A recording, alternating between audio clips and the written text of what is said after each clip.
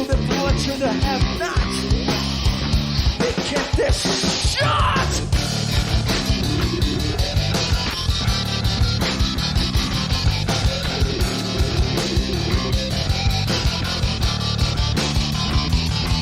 Yeah!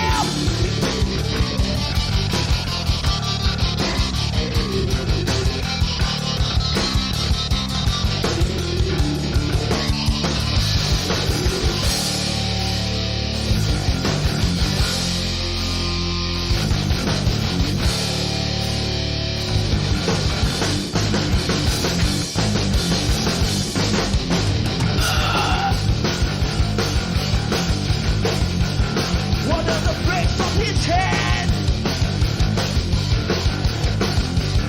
One of the breaks of his head.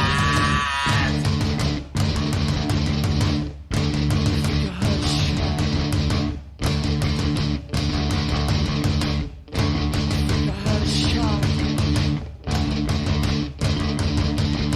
I think I had a shot. I think I had a shot.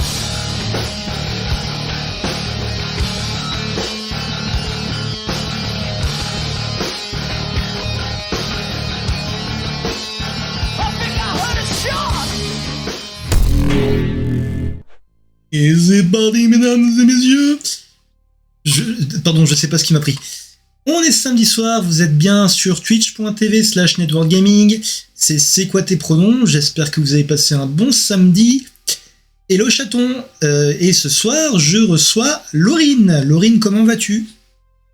Très bien, et toi? Eh ben écoute, je vais bien. Par contre, je vais quand même faire un dernier petit réglage sur ma caméra. Je suis désolé, comme vous le voyez, je teste des nouveaux trucs ce soir. Et le résultat me plaît pas des masses. Bon bah voilà, on va faire ça comme ça. Alors, qui c'est qui... faut vraiment que j'achète des nouvelles nettes. Salut Chatrouille, comment vas-tu? Alors, avant qu'on commence vraiment l'émission, normalement, il y a une petite nouveauté. Vous avez possibilité d'activer les sous-titres, tout simplement. Normalement, sur l'écran, vous devez avoir un petit CC pour closed caption qui vous permettra donc d'avoir tout ce que je dirai, normalement tout ce que Laurine dira sera écrit en bas de l'écran. Alors je sais pas vraiment si c'est super efficace au niveau de la reconnaissance des mots, mais en tout cas c'est déjà un pas en avant. Bah écoute Chatrouille, comme je le disais, ça va plutôt pas mal. Là je suis totalement en train de meubler de nouveau pour réussir à repasser en plein écran parce que je n'y arrive jamais du premier coup. Voilà, on est bon. Alors, avant qu'on attaque avec le portrait presque chinois, Laurine, est-ce que tu peux un peu te présenter? Oui. Donc, je suis une femme trans de 20 ans. Je suis étudiante en lettres modernes. Après, qu'est-ce que je peux dire?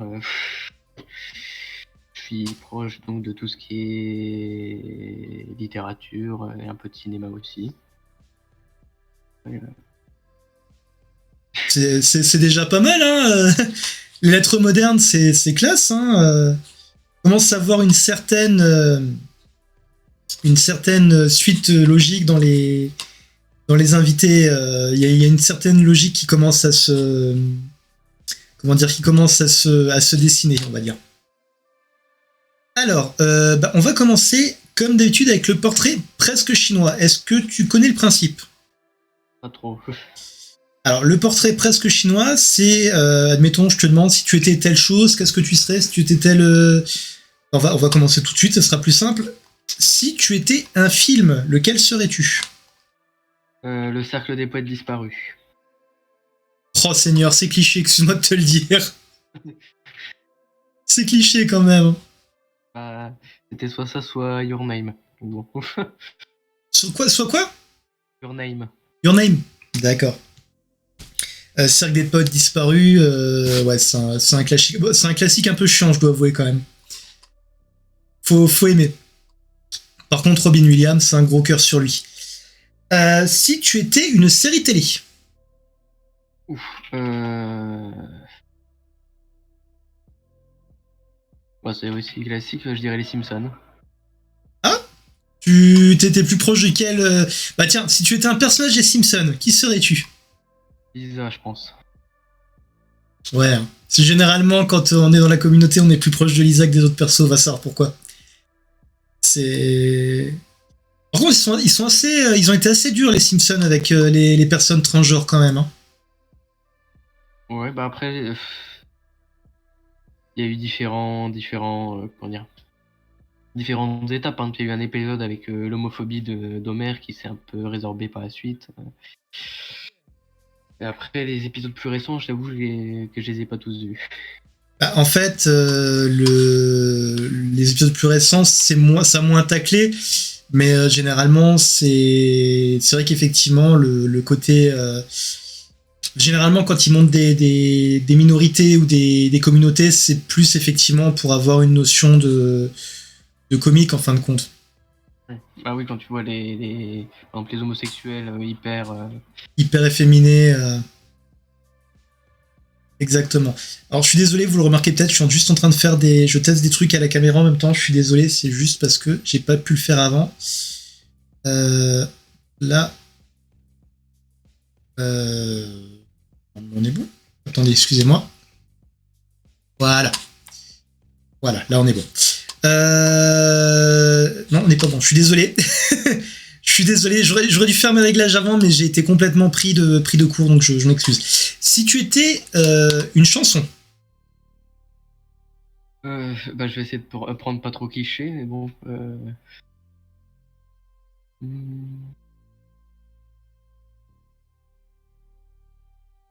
Peut-être. Oh, mince. Coming Clean de Green Day. Ah, pas mal. Je tiens à en profiter pour rappeler que je vois Green Day normalement dans moins de 2 mois et que j'en ne peux plus d'attendre. Bah, t'as de la chance. Ça fait 1 an que j'attends. Bah non, même pas, ça fait quoi le confinement, c'était quoi? C'était il y a 3 ans? Ça fait 3 ans que j'attends, vous vous rendez compte? 3 ans que j'attends pour ce truc. Et du coup, Ouais, je sais, Vena. Bah, en fait, non, j'ai payé pour les places, hein, je les ai pas gagnées. Si tu étais un livre. Il y en a tellement.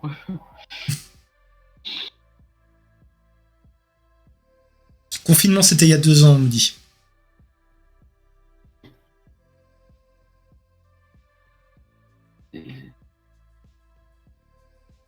Peut-être le restaurant de l'amour retrouvé. Ah, je connais pas du tout. Et ouais. Là, c'était sur la cuisine et sur comment dire les sentiments retrouvés grâce à la cuisine. D'accord. L'amour par la bouffe, quoi. D'accord. Alors, est-ce que juste quelqu'un sur le chat pourrait se dévouer pour faire le cobaye pour les sous-titres? Parce que du coup, je suis curieux de voir comment ça marche. Donc voilà. Tu bois quoi de bon? De l'Oasis, pomme cassis framboise. Ah bah tiens, la première fois que je la pose celle-là, et puis promis c'est la dernière, si tu étais une boisson. De l'eau. D'accord, ok. D'accord. Alors, je vérifie juste que les sous-titres étaient bien lancés. Oui, ils sont bien lancés chez moi, donc normalement vous devriez les avoir.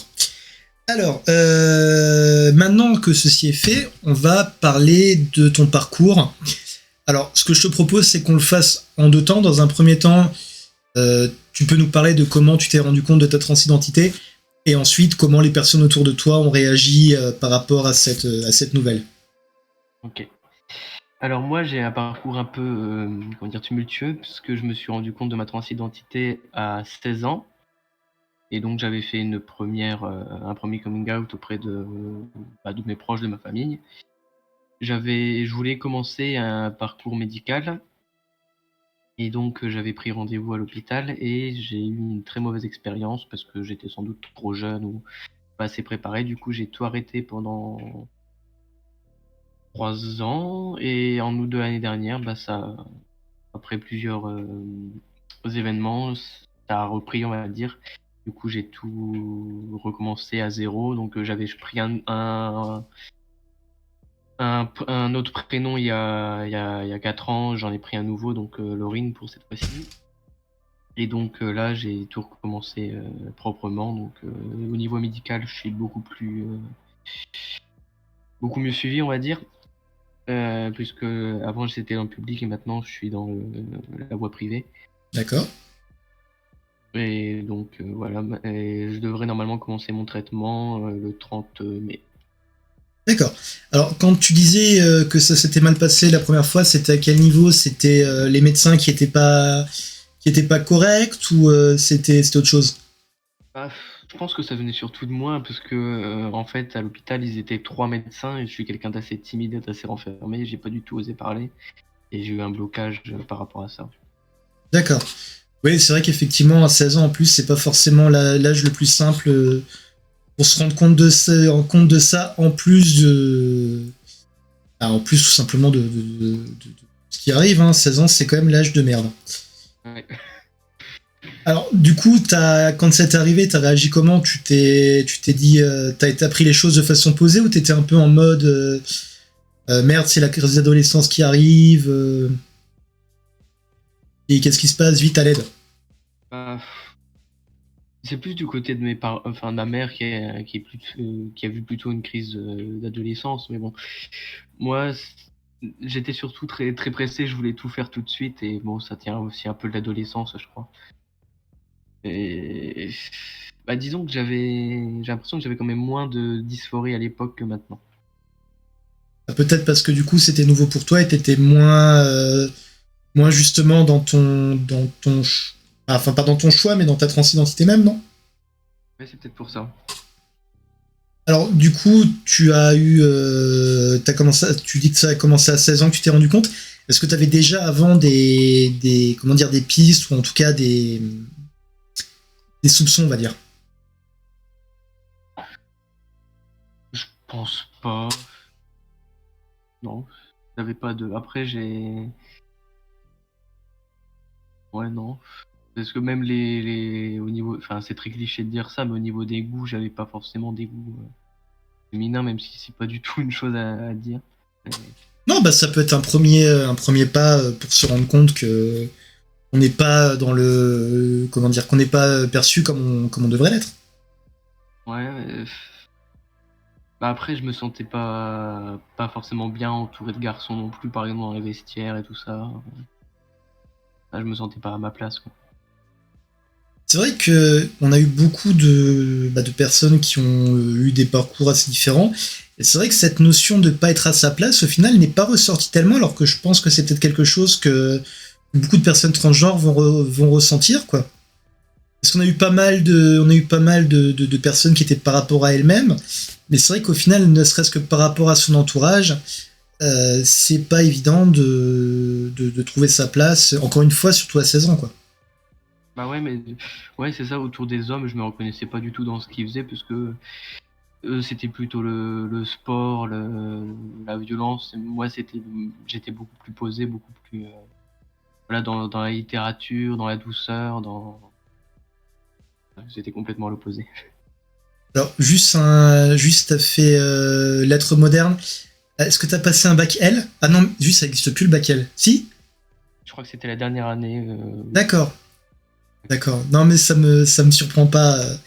Ça me surprend pas, sachant que pour la petite anecdote, à l'époque, avant de partir en bac pro vente, je voulais passer mon bac L. Et véridique, si je dis pas de bêtises, en L en première année, donc la seule année que j'ai faite, il y avait.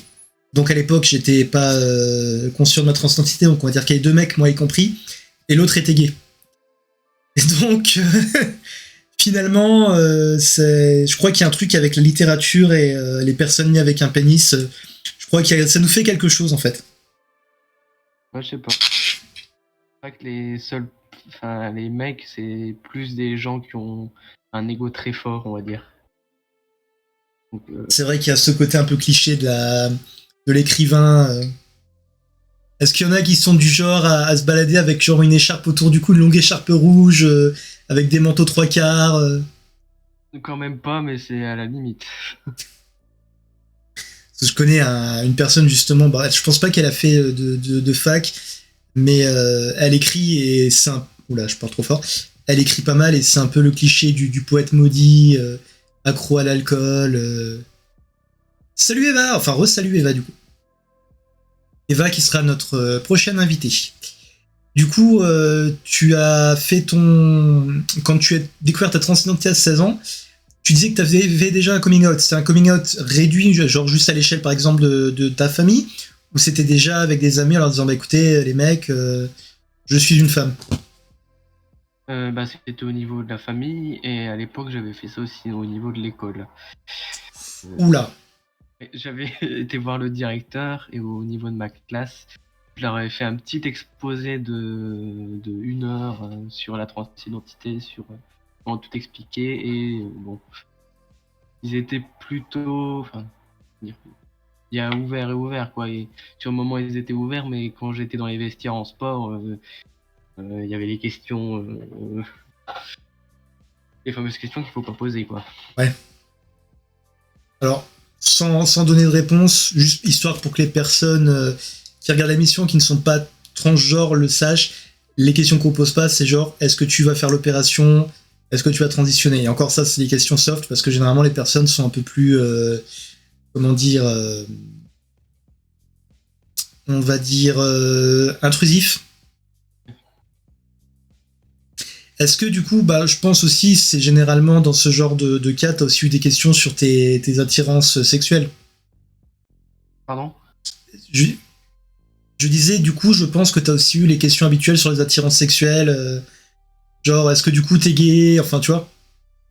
Bah, j'ai pas eu les questions, mais j'ai eu les remarques parce que j'avais à l'époque beaucoup d'amis hommes et que j'en étais quand même assez proche. On me traitait toujours à l'époque donc de PD, tout ça. Ouais, c'est le truc, du genre de truc à 16 ans. Les adolescents, je crois que ça peut être les pires saloperies, malheureusement. Autant ça peut être les meilleurs, autant ça peut être les pires saloperies. Ouais. Et je vais essayer. Donc du coup, t'as été un peu bully à cause de ça, quoi. Ouais, je sais pas si on peut dire bully, mais bon, c'est après c'est surtout dans les vestiaires quoi, avec les questions. Sinon, oh, c'est un peu en dehors de ça avec des questions toujours les mêmes. Mais bon, après c'est pas vraiment du harcèlement pur et dur par rapport à Ah ça. oui, c'était pas tant de la méchanceté en fin de compte que tout simplement de la curiosité mal placée en fait. Ouais, c'était enfin je saurais pas dire si non, c'était pas méchant, mais ouais, c'était la grosse curiosité mal placée. Il peut quand même être blessante, mais moi j'essaie de passer au-dessus. Et tu te débrouillais bien ou ça t'a causé des mal-être pires que le simple agacement? Ouf, ouais, je me débrouillais bien, je répondais après. Je laissais couler parce que de toute façon, je savais que ces gens-là, j'allais pas les revoir l'année suivante, comme ils changeaient de voix. Hmm. Ouais, t'étais donc vraiment clairement dans une phase de transition dans tous les cas, quoi. Enfin, de transition, je veux dire, tu savais que toi, ton chemin allait prendre une direction et que eux allaient ailleurs, quoi. Du coup, c'est pas transition dans le sens de la transidentité, c'est pour ça que je me rends compte que le terme était un peu déroutant. Donc du coup, tu as 16 ans, donc ça se passe relativement mal avec les médecins, et donc tu oublies pendant 3 ans, on n'en parle plus, quoi. Ouais, bah, surtout qu'entre deux, j'avais rencontré une copine qui était un petit peu, même pas un petit peu, très spéciale et qui avait quelques propos transphobes. Du coup, je voulais pas trop ramener ça sur le tapis. Hmm. Ouais, bah ouais, Ah ouais. elle avait une sœur et le copain de cette sœur avait donc une mère trans et à table, ça riait d'elle, ça se moquait d'elle. Du coup, j'ai préféré mettre ça sous le tapis. Et du coup, t'es resté avec cette personne combien de temps? 2 ans. Oh. Ouais, Wow, wow, wow. j'ai fait une dépression d'1 an à cause d'elle, parce qu'elle m'a apporté plus d'emmerdes qu'autre chose. Et donc, en août de l'année dernière, j'ai repris tout doucement mon petit bonhomme de chemin. Et du coup, c'est à ce moment-là que tu t'es rendu compte que finalement, t'étais bel et bien une femme. Ouais. Alors, comment ça s'est passé à ce moment-là, déjà pour toi? Comment tu l'as vécu? Quand ça a repris, Oui, tout à fait, oui. Euh, bah, j'ai eu, comment dire, j'ai eu comment dire, pas des questionnements, mais des doutes, et après je me suis dit, bah ouais, en fait, c'est ça, c'était ça il y a 3-4 ans, ça peut être que ça maintenant. Maintenant, faut assumer, quoi. Alors, sachant que tu es sur Twitter, tu comprendras pourquoi je dis ça après, mais tu es sur Twitter depuis très peu de temps quand même. Parce qu'il me semble que tu l'es depuis, si je dis pas de conneries, moins d'une semaine. Alors, pour la petite, J'avais des vieux Twitter avec mon dead name et tout ça, mais bon, maintenant j'ai créé un vrai Twitter qui me correspond. d'accord. Oui, parce que pour la petite histoire, ce qu'il faut savoir, c'est que Laurine me sauve les miches dans la mesure où, jusqu'à ce qu'elle se porte volontaire, je n'avais pas d'invité pour cette semaine. Donc, vive Laurine, je vous propose de lui mettre plein de cœur sur le chat parce qu'elle a sauvé l'émission de ce soir. Donc voilà. Je remercie Clarisse qui m'a parlé de toi. Oui, oh bah Clarisse, on lui fait plein de bisous. Hein. Clarisse, on l'a adoptée récemment lors d'un live. Chaton et moi-même avons décidé de l'adopter. Donc voilà. Donc du coup, tu n'avais. Enfin, en fait, ce que je voulais dire, c'est que du coup, comme tu n'avais pas Twitter, beaucoup des invités qu'on a eu jusqu'à présent dans l'émission ont pu se renseigner, ont pu se rendre compte de certaines choses grâce à Twitter ou les réseaux sociaux. Toi, est-ce que ça a été pareil ou est-ce que du coup, tu as été complètement, entre guillemets, dans ton coin à faire ta petite bouillie, ta petite recherche toute seule, quoi? Ouais, je pense que j'ai beaucoup été autodidacte à ce niveau-là, puisqu'à l'époque, je regardais beaucoup de vidéos là-dessus. Donc, je m'informais comme je pouvais. Avec les chaînes, des chaînes qui existent encore, hein, c'est surtout celle de. J'espère que je prononce bien son nom, Laura Badler. Oui, c'est une des. Alors, je vais juste le mettre sur le chat, du coup. Elle aussi, au passage, j'aimerais bien l'interviewer une fois. Hop là, voilà. Donc, oui, non, je t'écoute, hein. Je t'écoute, je mettais juste sur le chat. Ouais, c'est surtout avec ses vidéos et après ouais, sur internet, mais après j'ai plus d'autres noms, mais il doit y avoir quelques autres chaînes aussi qui m'ont aidé à m'informer. Comme dit, c'est marrant parce qu'effectivement, bon, après les deux peuvent se rejoindre, mais c'est vrai que généralement, on a plus des personnes qui nous disaient, bah voilà, nous, c'est par rapport à Twitter et du coup, c'est comme ça que je me suis rendu compte. Mais toi, du coup, en fait, t'es allé chercher les informations, entre guillemets, directement à la source, quoi. Ok. Et à ce moment-là, du coup, quand t'as eu quand tu t'es rendu compte de ça, donc à tes 19 ans, cette fois-ci, comment t'as réagi et qu'est-ce qui était différent par rapport à tes 16 ans? Je me suis dit, je vais recommencer, mais de manière beaucoup plus posée, puisque je me suis rendu compte que j'avais quand même fait beaucoup enfin, on va dire des erreurs de parcours à tout vouloir avoir tout de suite. Euh, J'étais vraiment très, très, très pressé à l'époque, en fait. Je pense que c'est ça qui m'a fait défaut aussi. Et donc, après, j'ai aussi eu peur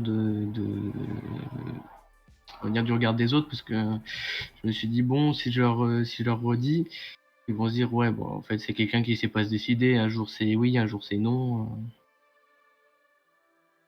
Ouais, ils ont pas pris en compte le fait qu'entre-temps, t'as un truc qui s'appelle l'adolescence, qui est pas évident, que t'as eu la relation qui était assez problématique, et du coup, eux, ils voient pas ça, quoi, en fait. Au final, j'ai pas eu ces réactions-là. C'est surtout moi qui ai trop anticipé. Et les gens ont super bien compris. J'étais très, très étonné. L'aide et de soutien de ma meilleure amie qui m'a, comment dire, euh, je vais pas dire qui m'a guidé, mais qui m'a aidé à m'affirmer avec un soutien. Comment elle s'appelle? Elle s'appelle Vicky. Donc on dit bravo Vicky.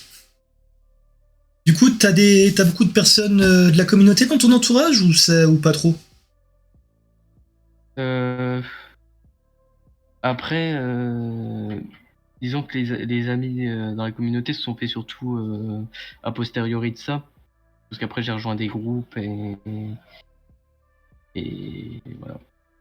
Et sinon, à la base, je pense que j'avais pas beaucoup d'amis de la communauté à l'époque. Ah ouais, donc en fait, t'étais dans un sens vraiment isolé. T'es vraiment isolé par rapport à tout ça, quoi. T'avais pas d'appui. Ouais. Bah oui, parce que tous les amis que j'avais à l'époque, bah, je les vois plus en fait. Maintenant, c'est. Comment dire? Ouais, limite, maintenant, j'ai plus d'amis de la communauté que d'amis hors de la communauté. Ouais, t'as été dans la phase de l'adolescence où tu perds tes amis et tu commences à créer les. Tu perds tes amis de lait, en fait, en quelque sorte. Ouais, je connais ce truc, malheureusement aussi. D'ailleurs, petite question que je ne t'ai pas posée. Ton premier contact avec la transidentité, ça a été quoi? Pas forcément la tienne, mais ton premier contact tout court. Oh. Là, c'est dur de. Je saurais pas dire parce que je t'avoue qu'avec la dépression et tout ça, j'ai aussi des petits problèmes de mémoire. Ah, ça, je comprends, je suis pareil. D'ailleurs, si vous m'entendez faire du bruit, des fois, faut que je prenne la petite pilule avant de dormir, sinon je ne peux pas dormir. Et voilà. Donc, je saurais pas te répondre à l'époque. Je sais même pas si. Comment dire? Si j'ai fait le chemin en voyant des vidéos trans, je me suis dit en fait c'est ça, ou si j'ai fait le chemin inverse en me disant je ressens ça et je recherche par rapport à ça. J'aurais même pu te dire, et ça me pose un gros problème puisque je sais plus comment ça a vraiment commencé. C'est vrai que après, si ça peut te rassurer, l'important c'est pas tant comment ça a commencé en fait. Ouais. C'est pas. Et surtout comment ça se profile et comment ça se. Ah voilà, ouais. Après, est-ce qu'il faut aussi que, là, tu le disais tout à l'heure, tu étais pressé et tout, c'est vrai que pour ce qui est de la transition, comment on peut dire, j'hésite à dire physique parce que c'est pas tant une question de physique qu'une question de perçu de la société. La transition sociale peut-être. Je pense que transition sociale c'est le bon terme. C'est quelque chose qui peut prendre du temps. Hein. Oui. Quelque chose qui peut prendre du temps. Et donc, du coup, t'es en mode, là, t'es comment par rapport à ça? T'es en mode flippé ou t'es en mode super excité? Ben, comment dire, c'est le mélange des deux. Je suis à la fois flippé pour ça parce que je sais pas comment je vais réagir au traitement et tout ça. Je suis excité de l'avoir et entre deux, il y a les moments de dépression et de dysphorie qui comment dire, qui. Il tape dur. Ouais. C'est vrai que la dysphorie, encore une fois, pour ceux qui le sauraient pas, mais bon, je pense qu'au bout de 15 émissions, vous le savez, la dysphorie, c'est quand tu dis que que tu te sens pas bien dans ton corps. Chaton nous dit, on dit nerveuse, moitié heureuse. Merci Pinkie Pie. Ah voilà. Cette émission est définitivement sponsorisée par My Little Pony. Alors, excusez-moi.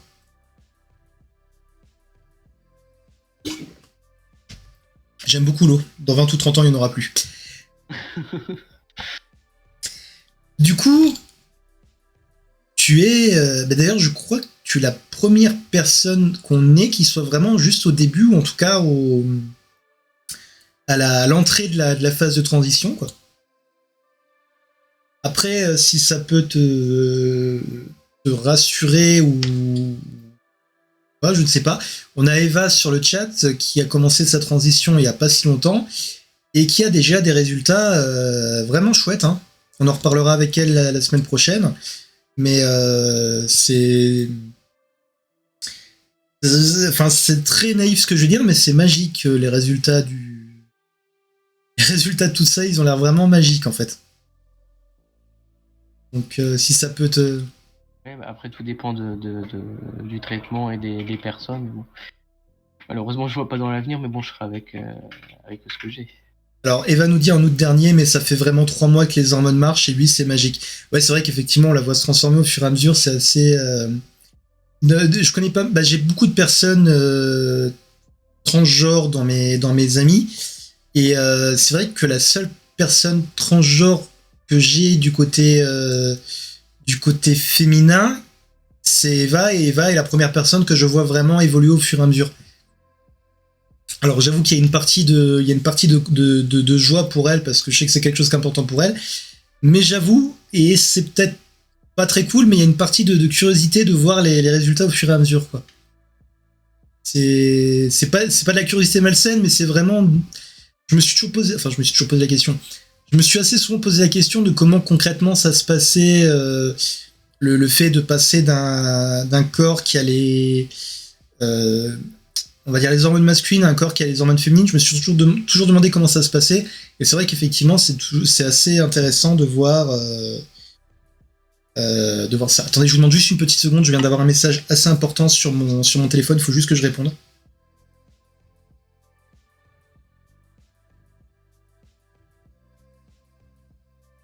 Excusez-moi, je suis vraiment désolé. Donc oui, excuse-moi, j'ai un peu monopolisé la parole, Laurine, je m'en excuse totalement. De quoi? Bah, il y a eu une coupure de son, mais bon. Il y a eu une coupure de son. Alors, est-ce que la coupure de son, c'est juste chez Laurine, ou est-ce que vous aussi, vous l'avez sur le chat? Juste pour que je sache. Juste pour que je sache. Ah bon, donc ça vient de venir de chez moi. Ok, d'accord. Alors, juste aussi, petite parenthèse, depuis que je suis passé à la fibre, malheureusement, j'ai la box qui a tendance à bugger. Ça peut arriver ce soir, j'espère pas, mais si jamais ça arrive, il faudra juste patienter quelques minutes, une dizaine de minutes généralement, que tout se remette bien en place. Voilà.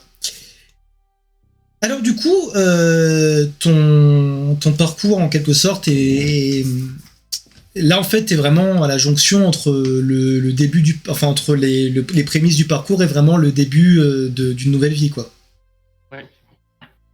C'est vraiment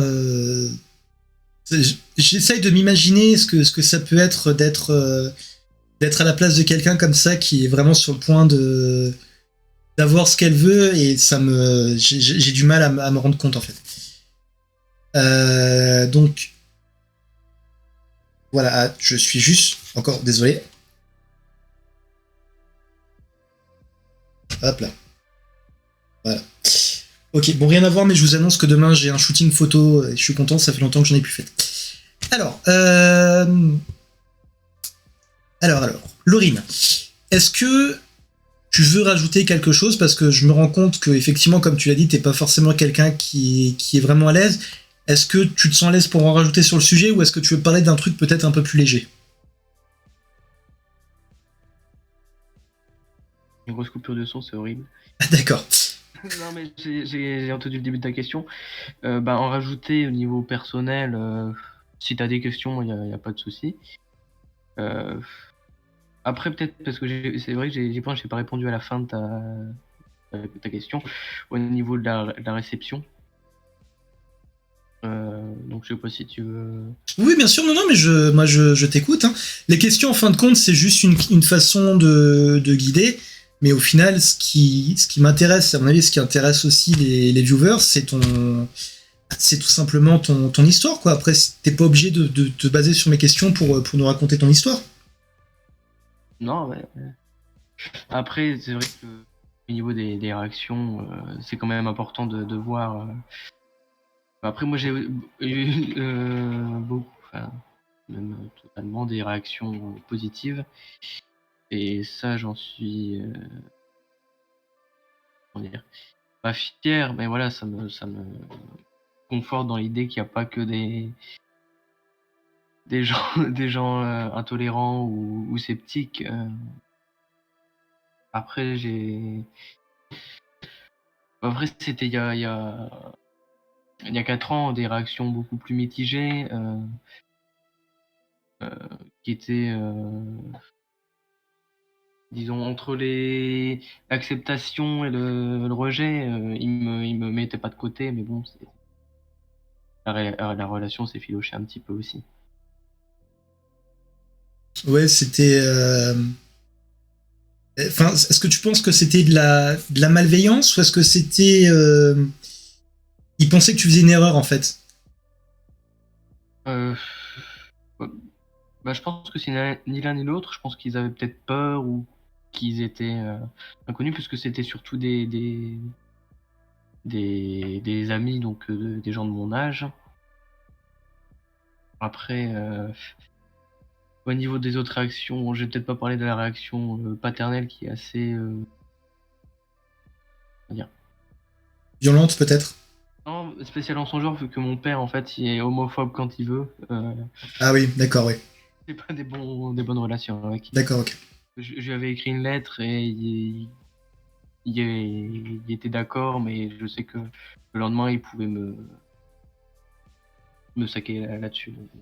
Et c'est pour ça que pour la seconde, je sais pas si je peux dire la seconde transition, en tout cas le nouveau départ, je cache tout simplement ça. D'accord.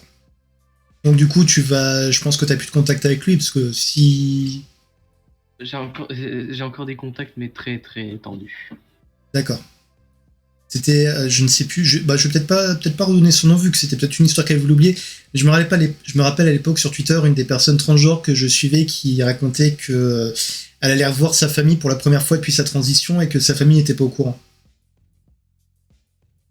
Donc, et par contre, je pense que ce qu'il faut dire aussi, euh, dès qu'on est conscient de sa transidentité, alors peut-être qu'il y a une différence dans les familles où ça peut être dangereux, mais je pense qu'il faut pas oublier que c'est quelque chose qui est entre guillemets pour nous. C'est pas pour les autres en fait. Ouais. Je pense que, sauf dans les cas où malheureusement ça peut être nous mettre en danger, et, Seigneur, j'espère qu'il n'y a pas tant de cas que ça. Je pense qu'il faut pas qu'on oublie que au final on va être bien, pas bien pour les autres, bien pour nous quoi. C'est une des, comment dire, pas des conditions, mais oui, c'est une des conditions pour le coming out, c'est que ce soit sécuritaire pour nous. Tout à fait. Il y en a trop qui, par manque de sécurité, peuvent pas se sortir du placard et en souffrent et vont même jusqu'à des extrêmes. Ouais. Parce que je pense, bah après c'est peut-être, je connais pas la situation, mais j'ai vu récemment qu'il y avait encore une personne trans qui s'était suicidée au Mans, il me semble. Et voilà, qu'il y a encore trop de choses comme ça ou d'actes homophobes, transphobes, enfin LGBT-phobes. C'est pour ça aussi très important, ne n'outez pas quelqu'un pour lui ou pour elle ou pour lui.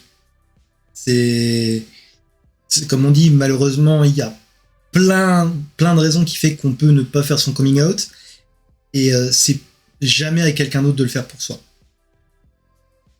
Je sais que ça peut paraître contradictoire avec ce que je disais il y a 30 secondes, mais c'est aussi vrai quoi. Excusez-moi, je finis juste ma bouteille d'eau.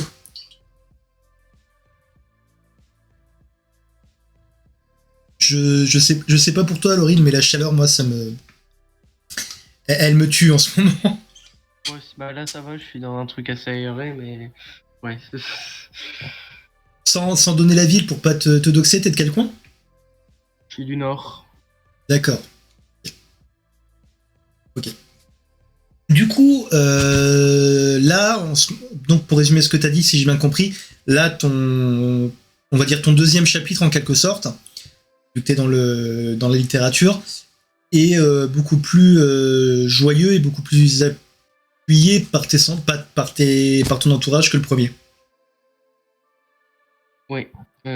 Joyeux, enfin, au niveau intime peut-être pas, mais joyeux au niveau entourage et comment dire, acceptation, oui.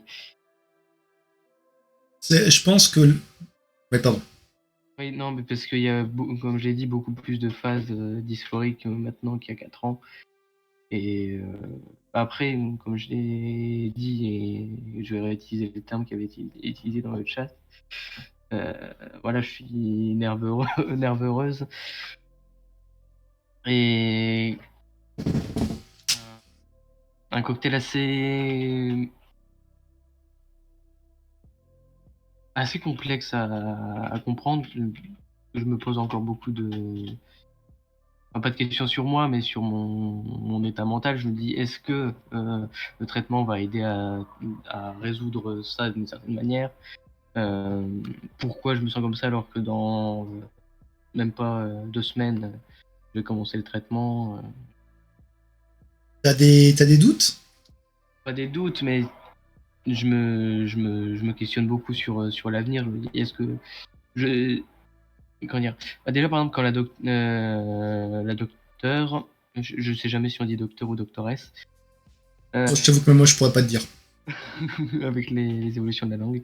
En tout cas, quand elle m'a demandé mes objectifs, j'ai pas su répondre parce que je sais que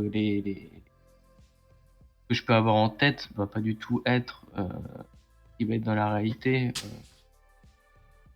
Comment dire? Parce qu'il y a une forme d'idéal dans l'esprit qui pourra pas forcément être. On dirait dans l'esprit, c'est beaucoup plus lisse et plus poli, alors que dans la réalité, c'est quelque chose de beaucoup plus un peu plus rugueux et Ouais, tu veux dire que la transition pourra pas être à la hauteur de ce que tu fantasmes, en fait. ouais, quelque chose ouais, dans cette idée-là, qu'il y a d'un côté le rêve entre guillemets et la la réalité. Ah, je sais pas si ça peut te rassurer, mais enfin. Ah, attention, ce que je veux dire, c'est ça peut être pris comme problématique. Je m'en rends compte, mais maintenant que j'ai commencé, je suis obligé d'aller au bout.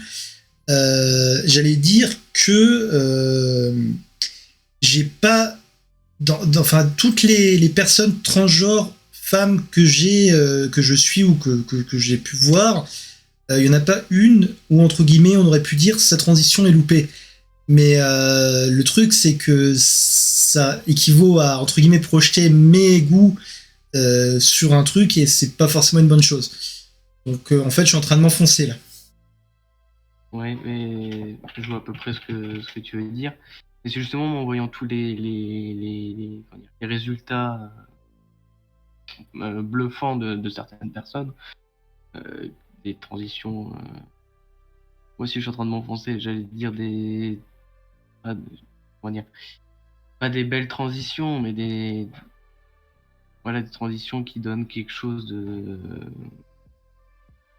Ah, je m'enfonce encore plus. Oui, oui, qui correspond aux critères de beauté. Bah, tout à l'heure, on parlait de Laura Badler. Laura Badler est une femme magnifique, par exemple. C'est. Voilà, par exemple. Enfin. Ah là, il faudrait qu'il y ait quelqu'un, en fait, il faudrait qu'il y ait une troisième personne qui vienne nous gifler pour qu'on change de. On va changer de sujet, ça sera plus. Ouais, ça sera plus safe. Ça sera plus safe. Bah, du coup, est-ce que tu penses qu'on a fait le tour de la question de ton parcours en tant que tel? Bah oui. Est-ce que tu sais ce qui arrive généralement à ce stade de l'émission? Non. Pourtant, tu as bien regardé toutes les émissions, bien évidemment. J'ai pas eu le temps, comme j'ai découvert il y a pas très longtemps. Mhm. Et puis j'avoue, je connais pas très bien Twitch, et du coup, j'ai eu accès que à la dernière émission. Tu as, en fait, sur Twitch, juste, bah, ça peut peut-être servir aux personnes qui le savent pas, mais sur Twitch, en fait, tes émissions ne restent que 2 semaines. Et du coup, les autres épisodes sont sur YouTube. Et vous avez le. Hop là, je vais faire peut-être sans me faire couper la main. Vous avez le nom de la chaîne qui apparaît. Bon, vous savez quoi? Allez sur Twitter, ça sera plus simple. Vous pourrez retrouver toutes les anciennes émissions et d'autres vidéos. Du coup, généralement, à ce moment-là de l'émission, on part sur ce que j'appelle le sujet libre, qui est en fait l'invité nous parle d'un sujet quel qu'il soit. Alors ça peut être un truc en rapport avec la transidentité ou pas du tout. Ça peut être, je sais pas moi, un fait d'actualité. Ça peut être un intérêt spécifique. En gros, c'est vraiment l'invité qui choisit ce dont il veut parler. Bah, il y a plein de choses dont je pourrais parler. Vas-y, on n'a pas d'obligation de rendre l'antenne à une certaine heure. Vas-y. La connexion, elle est pourrie de mon côté. J'ai des grosses coupures de son, mais bon. Donc sujet libre. Au passage, je suis en train de regarder les previews des sous-titres automatiques. Alors, autant des fois, c'est vrai qu'on peut comprendre, autant à mon avis, il y en a, ils vont avoir des barres de rire en les lisant. Ouais. Surtout que bon, il y a des sujets dont qui me tiennent à cœur et il y a des noms anglophones. Donc bon, je sais pas si les sous-titres vont suivre. C'est pas grave. Bon, après, je te conseille pas forcément de te focaliser sur les sous-titres parce que sinon, tu vas être. Non, mais de toute façon, je les ai pas mis pour pas être perturbé, sinon ce serait trop horrible. Après, il y a des sujets qui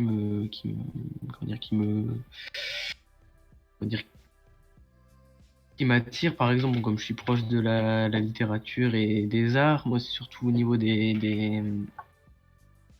la vision, par exemple, des femmes au niveau de l'art, que ce soit de la littérature ou de l'art en général. Mhm. Les femmes qu'on oublie, qui sont un peu mis de côté, parce que c'est la sœur de machin ou que c'est la femme de un tel. J'ai 2 exemples qui me viennent en tête. Il y a par exemple Camille Claudel, la sœur du poète Paul Claudel, qui était une sculptrice que je trouve formidable, mais Alors, je le note dans le chat. Camille Claudel, tu dis. Claudel, c'est Laudel? Ouais. Ok. Et d'ailleurs, il y a un point commun entre les 2 personnes auxquelles je pense, c'est qu'elle a été internée, je sais plus pour quelle raison, mais elle a été en institut psychiatrique. Et je trouve qu'on n'en parle pas assez, même si maintenant il y a des livres dessus, quelques films. On en parle aussi beaucoup parce que ça a été la maîtresse de Rodin. Et voilà, c'est toujours soit la femme d'un tel ou telle personne. Oui, c'est toujours vu, elles sont vues par rapport à leur relation avec les hommes et pas par rapport à elles-mêmes, donc.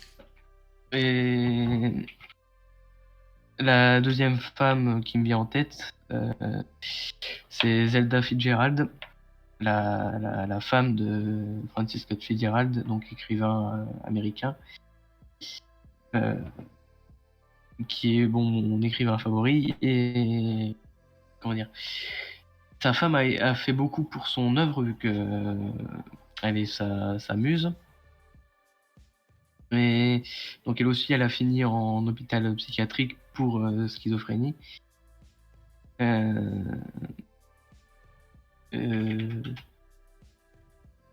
ça... Ok.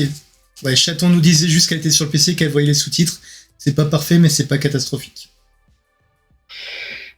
Et donc oui, donc sur Zelda Fitzgerald, donc pour ceux qui ne le savent pas, justement, on en entend beaucoup parler parce que c'est elle, c'est son prénom, qui a été l'inspiration pour Shigeru Miyamoto pour la licence The Legend of Zelda.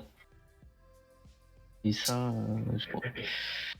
je pense que c'est quand même un bel hommage, mais le truc c'est qu'on fait pas souvent le rapport avec elle et qu'elle a été justement un peu mise de côté parce qu'on a vu qu'elle était schizophrène, qu'elle était folle. Elle a voulu faire plein de métiers, elle a voulu faire de la danse, de la peinture. Elle a même écrit un roman. Sauf que ça a été encore une fois écrasé par son mari qui a fait tout pour ne pas faire publier le roman. Et comment dire, voilà, c'est ces femmes-là qui sont comment dire, mises au banc parce que voilà, c'est juste la femme de tel écrivain ou que justement elle a fini folle, soi-disant, qu'on les met de côté. Après, en ce moment, il y a beaucoup de... Je me permets juste... Excuse-moi, je me permets juste de se couper, c'est juste parce qu'il y a un truc qui est marrant. Là, donc, on a parlé de l'inspiration qui a donné le nom de Zelda, en fin de compte. Et ce qui est marrant, c'est qu'en début d'émission, on parlait du cercle des poètes disparus avec Robin Williams, qui a justement appelé sa fille Zelda en référence à Legend of Zelda. On arrive à... Tout est lié, on retombe sur nos pattes, c'est assez fun. Alors, on a Chaton qui nous dit « Je connaissais pas l'histoire, je connais l'étymologie du prénom, mais je ne savais pas que la princesse avait été inspirée par une autrice. » Bah, j'avoue que je savais pas du tout non plus. Et donc pour finir sur ce, justement comme Chaton dit sur l'autrice, elle a écrit justement un seul roman, Accordez-moi cette valse, qui est justement sa version d'un roman écrit par son mari, donc son mari qui a écrit Tendre et la nuit en 34 si je me trompe pas, 1934. Et donc voilà, ce que je trouve dommage, c'est que ces femmes-là, elles sont mises de côté. Heureusement, en ce moment, on a des chaînes YouTube qui essayent de redorer leur blason, comme il me semble la chaîne YouTube C'est une autre histoire. Ils parlent des femmes qui ont été cassées par leur mari. Il a fait par exemple un épisode sur Picasso, sur toutes les muses qu'il a eues et qu'il a détruites. Donc voilà. Et donc voilà, moi je m'intéresse à ces femmes-là qui sont un peu oubliées, surtout au niveau des arts, il n'y a pas beaucoup de, enfin, il y a trop peu de femmes. On les, On connaît en fait, connu. voilà, à part les autrices du 19e, comme par exemple Jane Austen, les sœurs Brontë, Emily Dickinson, ça réduit le champ des possibles et on voit ça par ailleurs l'obligation qu'ont eu certaines femmes à prendre des noms d'hommes, par exemple, je crois que c'est George Eliot et George Sand. Ils étaient obligés de prendre des noms d'hommes pour. Et on voit d'ailleurs quelle a été la réception quand on voit par exemple que Baudelaire a traité George Sand de latrine. C'est pas très, ça aide pas forcément à la visibilité. Alors, pour ceux qui connaissent pas l'ancien François, les latrines, c'est les chiottes. Et ouais, c'est charmant comme comme petit nom, on va dire. Ouais, bah pourtant je suis fan de Baudelaire, mais j'avoue que là c'est pas très. Enfin, il y a pas. D'un côté on a le Baudelaire des Fleurs du Mal et de l'autre côté on a le Baudelaire un peu beaucoup misogyne même. Ah, ça arrive souvent, hein, j'ai l'impression que c'est un trait commun à pas mal d'auteurs. Alors, j'avoue que ma littérature moderne est beaucoup moins niveau. Bon, ça veut pas dire que ma littérature plus ancienne l'est, mais c'est vrai qu'effectivement, on a souvent des échos d'anciens auteurs qui étaient des gros mascus, quoi. Hein. Ouais. Mais le problème, c'est que maintenant, même les femmes se mettent à dire des propos pas très ouf. Je pense que, sans dire que le nom est assez évocateur, je pense à J.K. Rowling, les affaires qu'il y a eu autour. Ouais. Le problème avec J.K. Rowling, c'est qu'en plus, bah, autant elle est pourrie, autant le monde qu'elle a créé est tellement utilisé, revendiqué par tout le monde que c'est très très c'est très très frustrant. Je suis désolé, je suis déconcentré, il y a mon chat qui est en train de faire tourner un hand spinner devant. Ah ça y est, il l'a fait tomber, c'est bon. Je suis désolé. Un jour je ferai une émission spéciale sur Charlotte, mais là, voilà. Mais oui, du coup, oui, effectivement, on n'a pas... Mais disons que bah, c'est comme d'hab, en fait. Je pense que le nombre d'auteurs femmes qui sont safe est quand même proportionnellement plus haut que le nombre d'auteurs masculins, pardon, qui sont safe, quoi. Ouais. Après, heureusement qu'il y a d'autres auteurs qui montent au créneau. Je pense à la mini-guerre entre Stephen King et Rowling. Stephen King qui a défendu les droits des personnes trans. J'y pense parce que dans ma chambre, j'ai justement son tweet qui disait oui, les femmes trans sont des femmes. Alors, excuse-moi, non, Stephen King, c'est marrant parce que bah justement, ça fait plusieurs émissions que je le dis. En ce moment, je suis en intéressé, je me fais tous les bouquins de Stephen King. C'est un intéressé qui dure depuis 3 ans. Je dois être à 35% de sa bibliographie. Et par contre, ce qui est con, c'est qu'il fait partie de ces personnes qui font la distinction entre l'auteur et l'œuvre. C'est con. Mais du coup, effectivement, il a protégé les personnes trans, tout en disant que je ne sais plus quel bouquin de J.K. Rowling est un très bon bouquin, et même il est allé jusqu'à faire des gros clins d'œil assez sympas, enfin assez sympas quand on est fan, à l'univers d'Harry Potter dans sa saga de la Tour Noire en fait. Mais... De quoi ? La tour sombre. La Tour Sombre. Oui, la Tour Sombre, pardon. Désolé, c'est mon esprit de fan de Stephen King qui... Ah, toi, c'est quoi ton bouquin préféré ? Ça. Ah, moi, c'est Le Fléau. Ah, bah, je suis en train de le lire difficilement. T'as du mal, quasi... Pourtant, il est... C'est long et qu'en ce moment, la lecture... Ah oui, oui. Lire, mais... Donc, du coup, j'ai repris... J'avais commencé l'année dernière l'Institut, du coup, je l'ai repris. Ah bah, le hasard veut que c'est le bouquin sur lequel je suis en ce moment. Ah bah voilà. Parce qu'en fait, j'ai commencé... j'ai fait un truc en double, j'ai commencé avec les bouquins en papier ou en scan que je lis, et en parallèle, j'écoute beaucoup d'audiobooks, parce que en fait, j'ai toujours besoin de faire deux trucs en même temps, et bah, justement, je me suis fait toute la saga de la Tour Sombre en audiobook, et d'ailleurs, je sais plus ce que je vais faire de ma vie, parce que maintenant que c'est fini, je suis déprimé, et là, je suis sur l'Institut, du coup. Mais oui, non, Stephen King, c'est exceptionnel. Est-ce qu'il y a peu de personnes qui savent, peut-être peut-être parce qu'elles ont peut-être plus vu les films que lu les bouquins, mais c'est que tu as vraiment une continuité et des recroisements entre les bouquins, et quasi tous les bouquins sont dans le même univers, en fait. Et ça, c'est génial. Multivers qui est connecté lui-même à la Tour Sombre. C'est ça. Là, quand on voit justement dans le Fléau Randall Flagg... comme son visage, mais bon, je pense on pourrait parler des heures de Stephen King tellement c'est foisonnant. Ah oui, non, bah c'est exceptionnel. Hein. C'était... En fait, mon rêve, j'ai toujours dit, mon rêve au niveau cinéma, il y avait un tweet qui circulait il y a quelques années qui disait « Ouais, si vous aviez un budget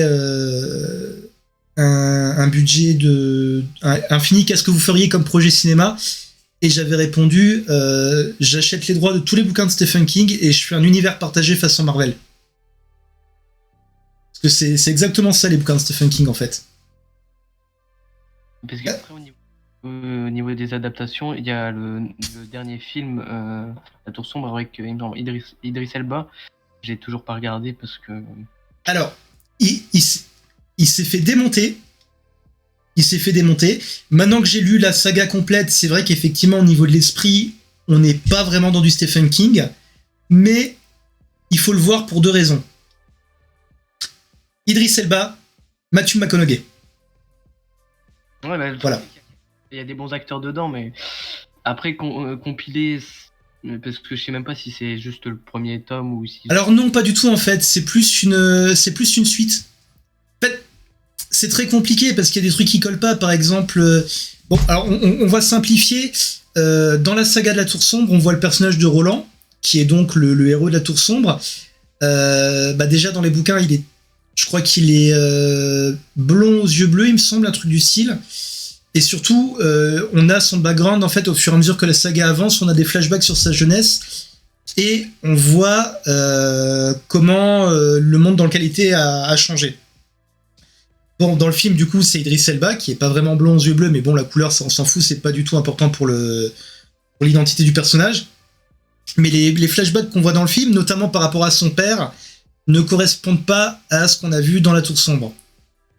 Mais, vu qu'à la fin de la Tour Sombre, il y a un petit truc un peu chelou, façon voyage temporel, modification du continuum, tout ça, ça pourrait être une suite, tout comme ça pourrait ne pas l'être.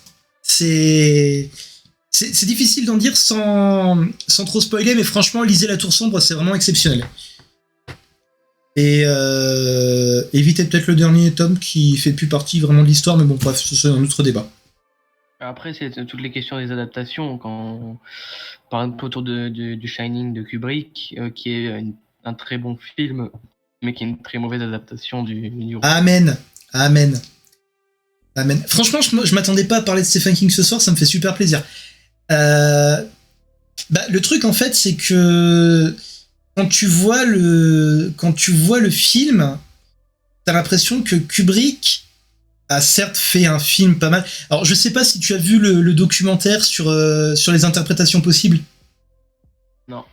Alors, le documentaire sur les interprétations possibles de Shining, c'est Ça doit être Room 237 ou 237. Et c'est juste hilarant parce que c'est bourré d'espèces de clichés d'étudiants dégueulasses de cinéma qui sont là en mode oui, alors vous savez, moi je tiens un petit cinéma de quartier et de temps à autre on aime bien faire des expériences. Et la dernière fois, on a passé Shining en même temps à l'endroit et à l'envers. Et il y a des scènes où ça fait totalement sens. Ok. Ou t'as un truc qui est hilarant, je crois que c'est le même mec qui fait oui, alors si vous regardez dans l'intro du film, quand il y a marqué Stanley Kubrick, on voit Stanley Kubrick dans le ciel. Il faut savoir à quoi il ressemblait à l'époque, hein. Et le truc, c'est qu'en même temps, il te montre les images du film et tu vois, mais que dalle. Tu vois, mais vraiment que dalle. Et là, le mec, il est en mode oui, bon, là, on le voit pas, mais je vous jure, hein, quand vous regardez, on le voit. Enfin, tu vois, c'est vraiment. En fait, le film, t'as l'impression que c'est un truc qui a été fait juste pour que les étudiants en cinéma puissent se branler dessus. Et pour moi, il est très surfait. Par contre, j'ai beaucoup aimé Dr. Sleep. Je sais pas si tu l'as vu. Je l'ai pas vu, mais je l'ai lu. Franchement, au niveau littéraire, j'ai préféré le livre.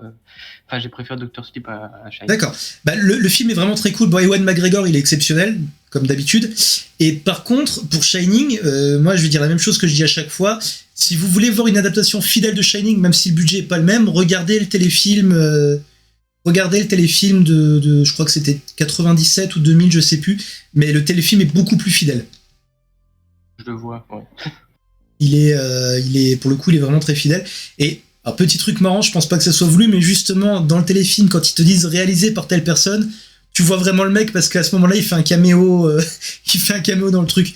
Donc je sais pas s'ils ont fait exprès pour se foutre de la gueule de la théorie, mais du coup, là, c'est assez marrant, quoi. Ouais.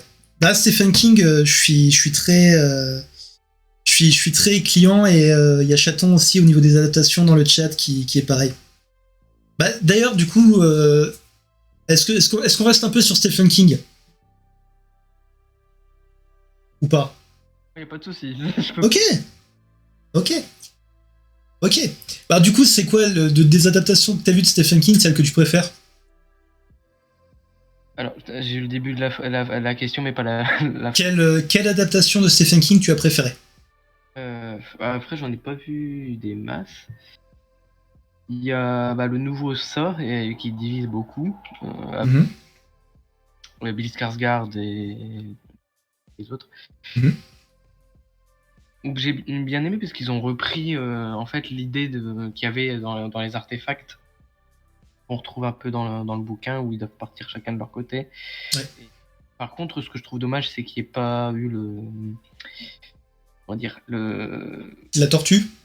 Non, oui aussi, Mathurin. Et enfin, il y a eu un clin d'œil avec la drogue qu'ils prennent, mais qu'il n'y ait pas eu le tremplin passé présent, même si dans le deuxième film on a quelque chose.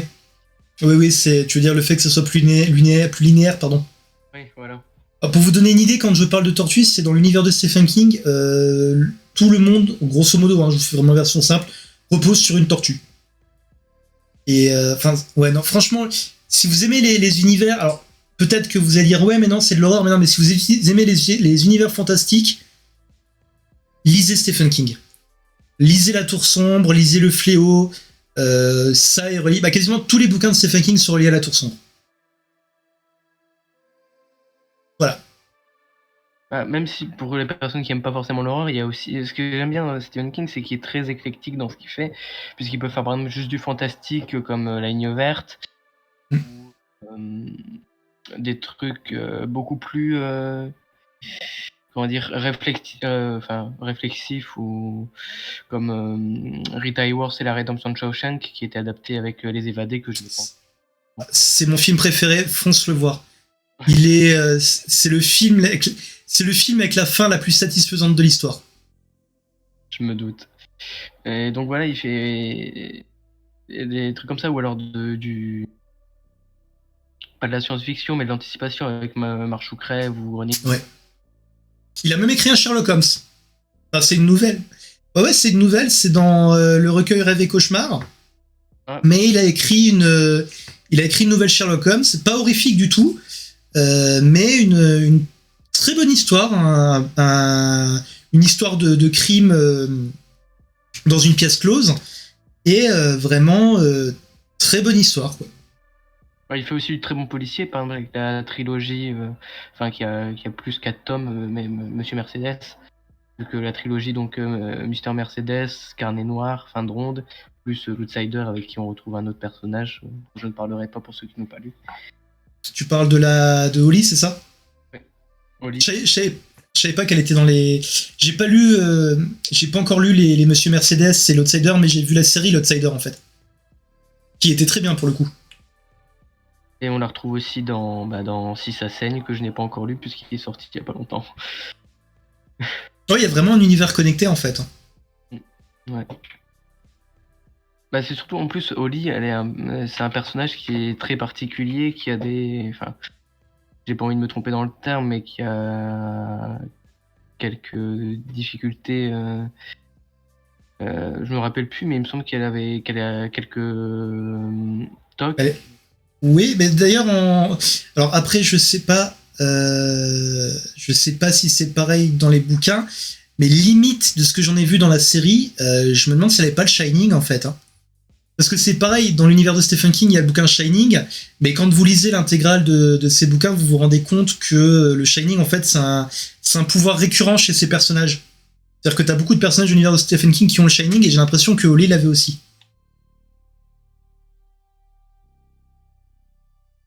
Bah, dans le bouquin, disons que c'est pas comme Dany, mais disons qu'elle a plus ouais, des troubles. Enfin, pas. Elle a quelques traits autistiques, hein, il me semble. Oui, voilà. Autistique.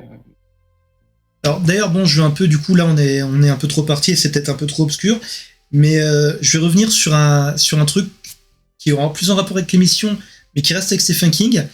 Qu'est-ce que tu penses de ces personnages féminins? Parce que quand tu regardes dans son œuvre, il y a certaines histoires qui sont vraiment qui ont des personnages féminins forts, et des fois il leur arrive des trucs vraiment graves. Par exemple, je pense à la nouvelle Big Driver. Alors, je crois qu'ils l'ont traduit en Grand Chauffeur en version française, où tu as carrément son personnage principal qui commence l'histoire en se faisant violer. Honnêtement, j'ai pas tout. D'accord. Mais des nouvelles, je saurais pas dire parce que j'en ai pas lu tant que ça, malheureusement. Même des personnages féminins, la plupart sont quand même assez. Ils commencent déjà bien avec Carrie en 74. Oui. Après, c'est beaucoup de personnages iconiques, comment dire, pas iconiques, mais qui sont centraux, notamment par exemple avec Beverly dans ça, qui est la seule fille du groupe. Oui, et puis qui est celle qui est la plus skillée pratiquement.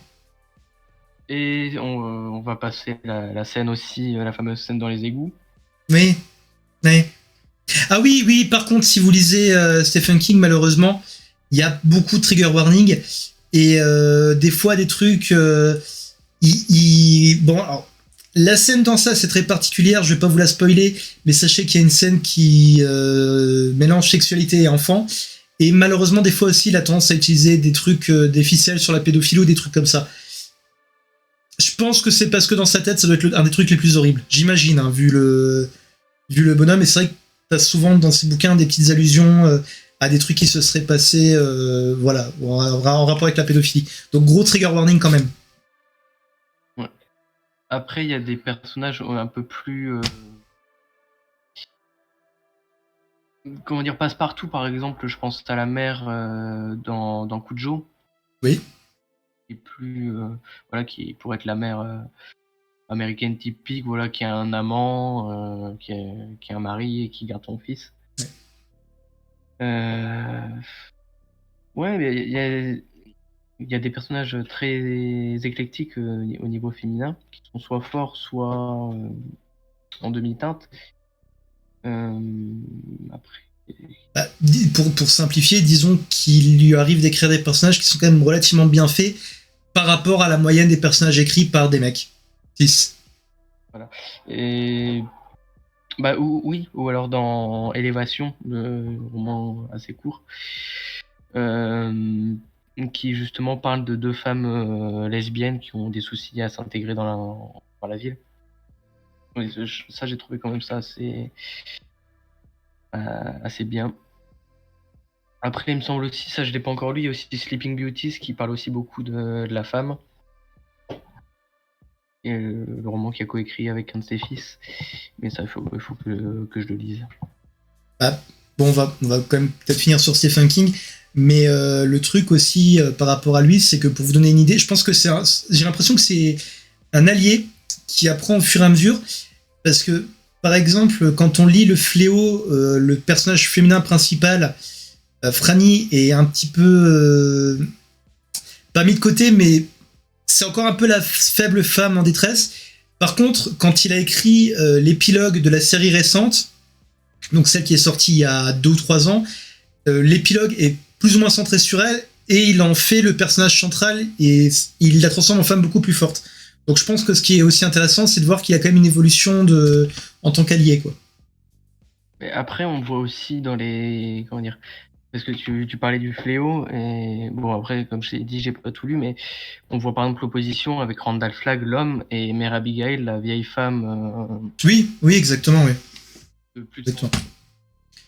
Exactement. Bon, on va arrêter sur Stephen King ici, parce que je me doute que c'est pas forcément le... Là, on s'est un peu fait plaisir. Alors, encore une fois, l'émission est plus courte que d'habitude, mais je tiens à dire que c'est pas pour ça qu'elle a été moins intéressante. Hein. Ce que tu dis était super intéressant. Avant de finir, est-ce que tu as un petit conseil à nous donner? Alors, ça peut être un peu conseil lecture, série, film. Bon, du coup, ça sera pas Stephen King, mais Moi, il y a un livre que je suis en train de lire et qui me paraît intéressant. Il faut juste que je retrouve le nom de l'auteur.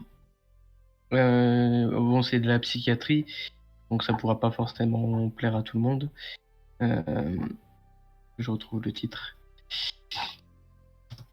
Qui est justement sur le genre et sur plein d'autres questions. C'est Transition, réinventer le genre de Serge Efez, et donc qui parle de plusieurs trucs.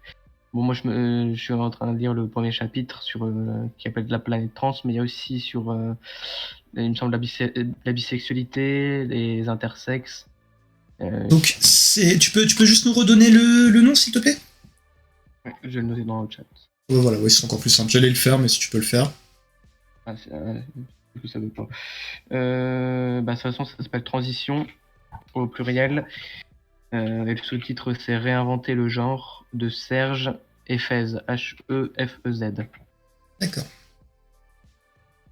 Donc voilà, je sais pas du tout au long terme ce que ça vaut, mais c'est un livre que j'ai commencé à lire et qui m'a déjà... J'ai déjà relevé plusieurs trucs, soit intéressants, comment dire, qui dit pas forcément des trucs avec lesquels je suis d'accord, mais qui dit des trucs intéressants. Et sinon, il y a un autre...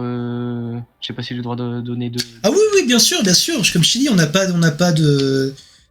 Là, entre guillemets, l'émission est plus courte parce que je vois que t'es pas forcément super à l'aise et que je veux pas te mettre mal à l'aise, en fait. Tu me mets pas mal à l'aise du tout, moi. Maintenant j'ai commencé à parler, donc bon. Je m'en fous. Je m'en fous moi Oui. Mais sinon, il y a 2 autres choses. Il y a le livre qui est un peu plus problématique, qui s'appelle Point cardinal de Léonore de Recondo, que j'ai relu il y a quelques mois, qui est une fiction malheureusement sur une femme trans qui se découvre. Bon, il y a quelques clichés malheureusement dedans. Et il y a notamment aussi le mot problématique transsexuel qui est utilisé 1 ou 2 fois. Mais sinon... Alors, du coup, ce livre, c'est une femme cis qui l'a écrit? Oui. D'accord. Et après, il y a aussi le téléfilm qui a fait beaucoup de bruit, Il et Elle, qui est passé sur TF1 il y a quelques mois, avec Andrea Furet, dont on reparle justement avec le concours Miss France. D'accord. Ah déjà, le titre est foireux, quoi. Ouais, après, c'est comment dire, un téléfilm intéressant, puisqu'on a toutes les visions un peu pas de la société, mais on a la mère qui accepte, le père qui est réfractaire, la sœur qui est entre les deux. Et dedans, il y a comment dire, une figure un parallélisme intéressant, puisque l'ado que joue Andrea Furet se scarifie, et à un moment, il y a une engueulade entre les parents. Et le père dit bah moi je veux pas qu'on coupe les couilles, je veux pas qu'on lui coupe les couilles. La mère elle répond moi je veux pas qu'il se coupe les veines. Je trouve que c'est quelque chose quand même d'assez fort. C'est vrai que pour le coup, c'est une sacrée punchline. Ouais. Et je trouve par contre que ça souffre un peu du syndrome télévision française, vu qu'à la fin tout est bien qui finit bien, le père finit par accepter.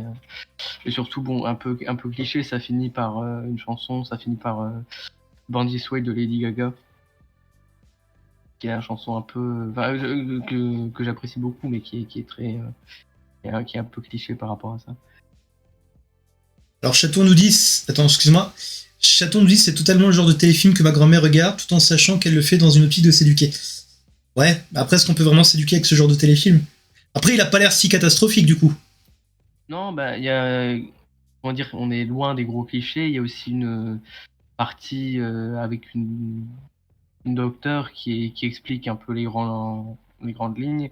Et je t'avoue que bon, le téléfilm est en deux parties, mais je préfère la première partie qui est plus sur la découverte et la souffrance.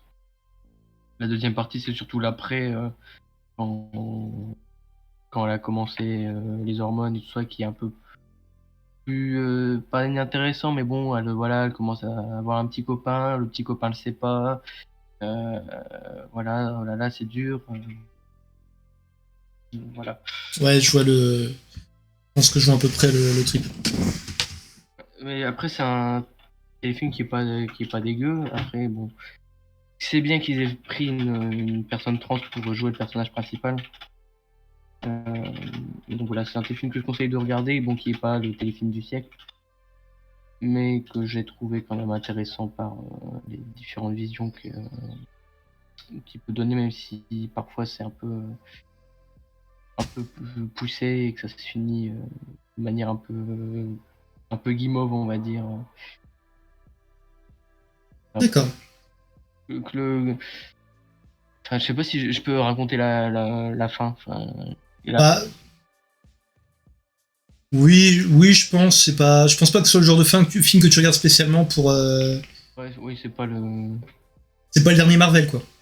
Ouais, bah en fait voilà le père, parce que là la fille donne un concert, et le père qui était réfractaire tout du long va au concert, et un mec du public qui dit ah bah qui c'est la chanteuse, et le père il répond ah c'est ma fille, alors que bon dans le téléfilm il disait oui moi je saurais pas dire elle, etc.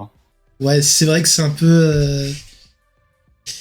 Après, bon, je vais pas spoiler, mais t'as une scène un peu similaire dans Sense8, mais bon, Sense8 c'est génial.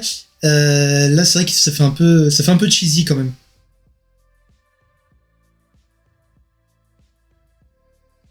J'ai pas entendu ce que. D'accord. Non, je disais qu'il y avait une scène un peu similaire dans Sense8, mais dans Sense8 c'est super bien emmené, alors que là ça a l'air un peu cheesy quand même.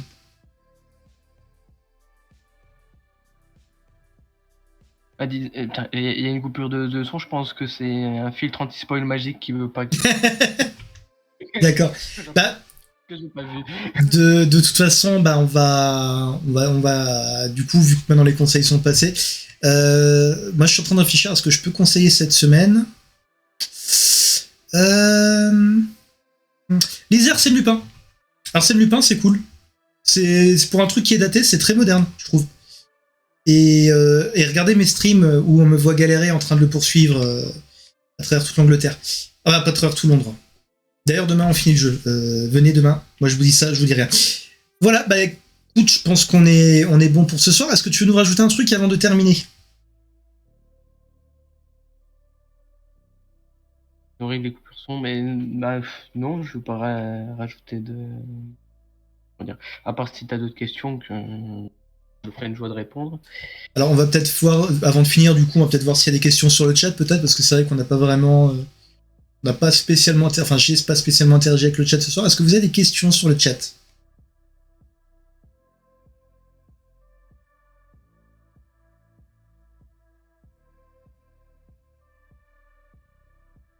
Bon, d'accord. Bon, après, d'accord. Donc, il n'y a pas de questions. Par contre, Chaton nous dit qu'il y a un compte privé qui te suit sur Twitter, et du coup, si tu pouvais juste la follow back, ça serait très cool. Voilà. Bah écoutez, je pense qu'on va rendre, l'antenne ou la connexion. Laurine, ça a été super. C'était un très bon moment. Je sais pas ce que t'en as pensé. J'espère que ça t'a plu. Adoré, franchement, j'avoue que je stressais pour rien parce que c'était très très cool.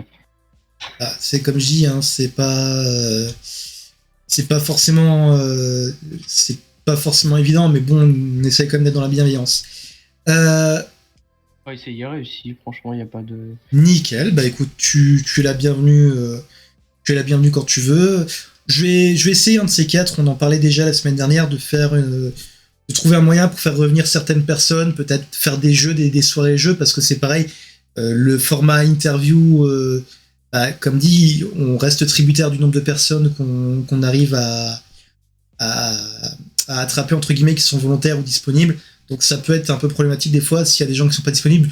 Le concept continuera, hein, c'est quoi tes pronoms continuera. Les interviews continueront, mais des fois peut-être qu'il y aura des trucs un peu spécifiques pour qu'on puisse varier les plaisirs. Merci beaucoup d'avoir regardé cette émission. N'hésitez pas à vous abonner ou à la chaîne Twitch ou à la chaîne YouTube sur laquelle sera posté le replay demain dans la journée. Un énorme merci à toi, Laurine, encore. Pas de soucis, merci à toi de m'avoir invité. C'était un plaisir. Un merci aux viewers. Comme d'habitude, Chaton, je t'aime. Et je vous dis à demain, du coup, pour du stream jeux vidéo. Et à samedi prochain pour le prochain C'est quoi tes pronoms? Salut tout le monde!